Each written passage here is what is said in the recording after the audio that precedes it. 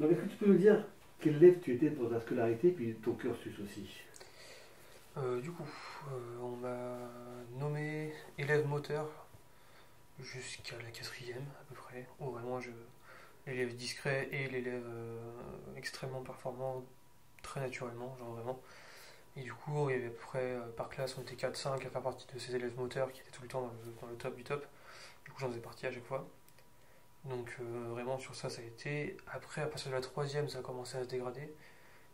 Dans une longue et lente chute jusqu'en terminale, jusqu'à redoubler le bac et l'avoir l'année d'après au rattrapage. Donc vraiment, après, j'avais totalement décroché. Et pour ce qui est du cursus, en vrai, j'ai fait du coup, enfin, maternelle, primaire, collège, comme tout le monde. Et au lycée, j'ai fait du coup lycée général avec passage en S, du coup en scientifique. Ça n'existe plus S aujourd'hui, mais en scientifique pour le lycée. Je sais pas trop pourquoi, parce que les sciences me paraissaient logiques.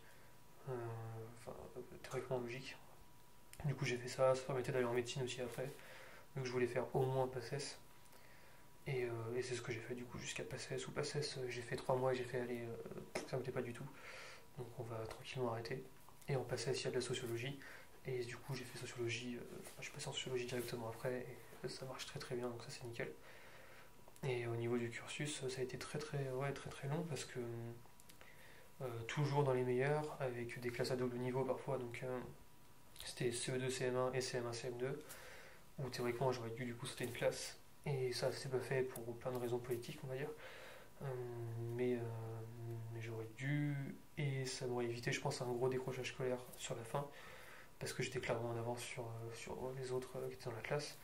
Et même au niveau des potes, en vrai, j'avais quasiment que des potes enfin de classe du niveau du dessus.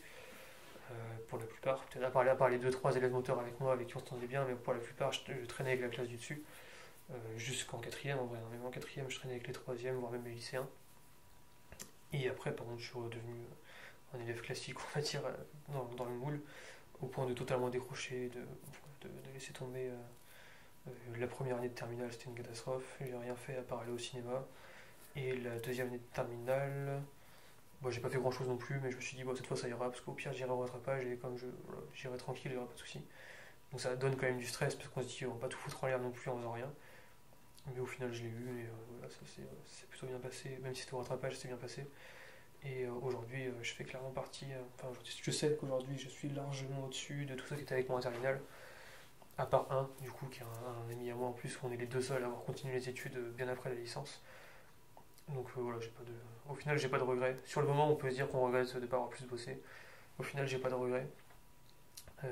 J'ai juste toujours aussi peu de respect pour les programmes scolaires qu'on nous force à apprendre et du point de vue des profs aussi, les pauvres, c'est de l'irrespect de leur faire apprendre ça à des élèves, enfin du moins dans ces conditions-là.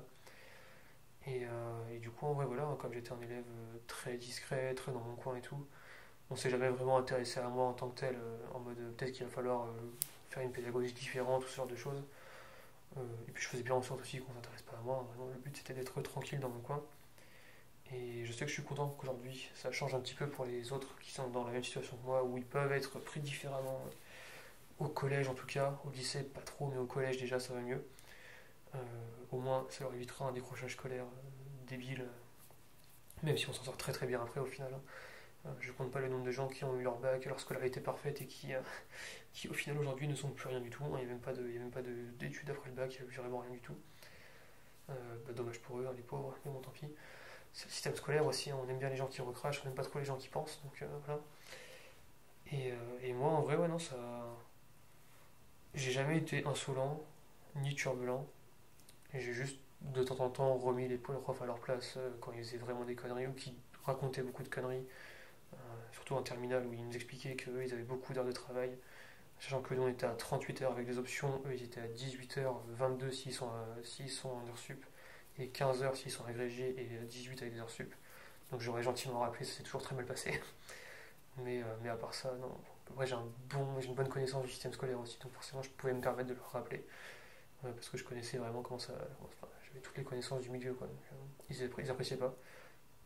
Et je pense que c'est en grande partie pourquoi j'ai eu autant de 7 sur 20 en SVT aussi, avec cette prof à moitié cinglée qui marchait vraiment à la tête. Donc voilà. aujourd'hui, tu es en quelle. Je ne vais pas dire classe, ça fait plus ridicule. Là aujourd'hui du coup je suis en Master 2 de sociologie donc à Montpellier.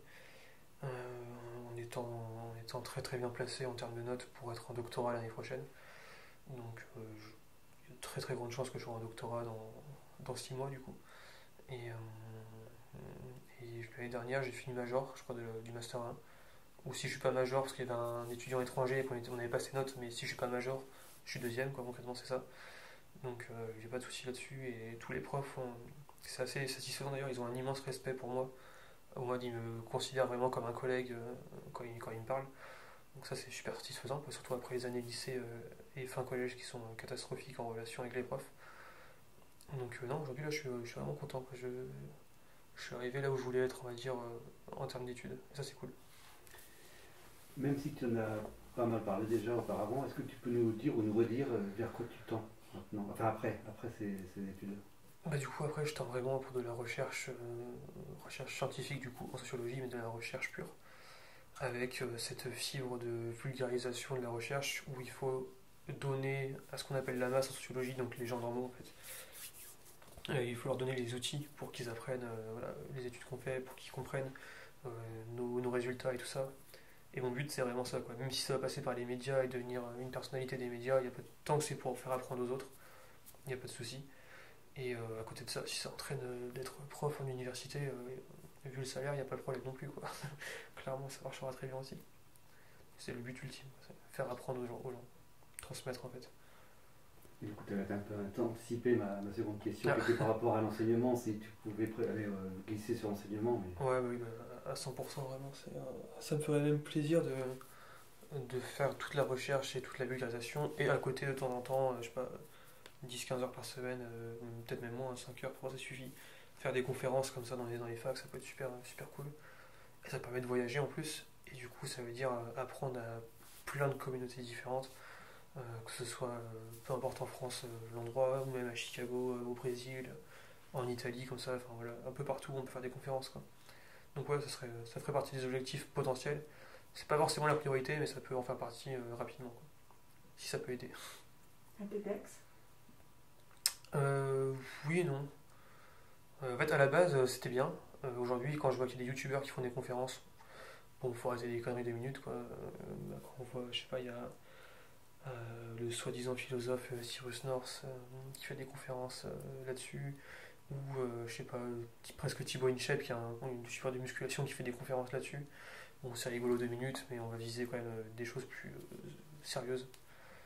Parce que ça s'est quand même sacrément dégradé uniquement à part du gars, quoi. S'il y a des, à pas du gain, pardon. S'il y a des gens connus, bah, ça fait de l'argent, ça fait des vues, donc voilà, c'est tout. Et ça a quand même vachement perdu de sa classe et de sa valeur, je trouve.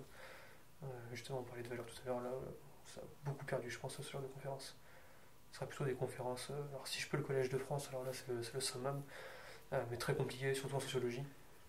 Mais des petites conférences comme ça dans les amphis de salles, de 3-4 heures de suite ou comme ça, il n'y a pas de souci, c'est le truc qui me plaît bien. Et j'ai pas trop de soucis à parler en public en plus. J'ai des soucis à arriver devant le public comme ça, mais une fois lancé, ça ne me pose plus trop de problèmes, donc ça va.